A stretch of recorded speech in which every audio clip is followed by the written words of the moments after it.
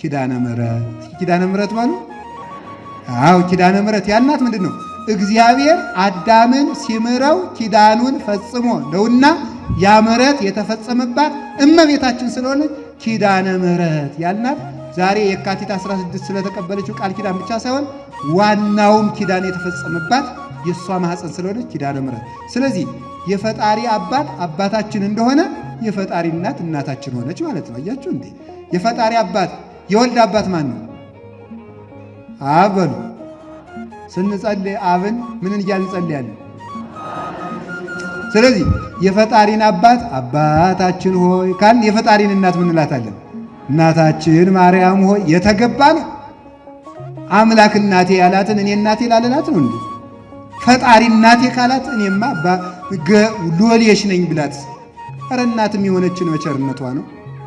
አንደኛ የእግዚአብሔር ቸርነት ይገርማል። የእሱን እናት እኛም እናታችን ሲል ለነገሩ ፈጣሪ ቅናት የለበት አይደል? እንጅማ እኮ የአምላክን እናት እናቴ ማለት ራሱ እኮ ትዕቢት እኮ ነው። ትዕቢት ነው፣ አዛኝ ነው። ሁለተኛ ደግሞ የእሷም ደግነት እኔ አንተን ልጅ ባልኩበት ዘማውያንን ሁሉ ልጅ አልልም አለማለቷ፣ የረከሱት ሁሉ እናቴ ማርያም አይሉኝም እንዳይሉ ይከልክላቸው አለማለቷ አይደንቃችሁ? የምድር ንግሥት ብትሆን እኮ ዞር በል እኔ አንተ እናት አይደለሁም ትለን ነበር። እሷ ግን ቸር እናት ስለሆነች የመሐሪው እናት እርሪት ማርያም ለውሻ ያዘነች ስትሆን ስለሆነች እናታችን ስንላትም አናፍራ።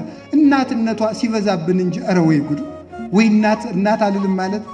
ስለዚህ እመቤታችን ምንድናት ካላችሁኝ፣ እሷ የፈጣሪ እናት የቃል ኪዳን እናታችን ናት። ቃል ኪዳኑ ተፈጽሞ አምላክ የተወለደባት ስለሆነ የአምላክ እናት የሆነች ዕለት የፍጡራን እናት ሆነች። የፈጣሪ እናት ስትሆን የፍጡራን እናት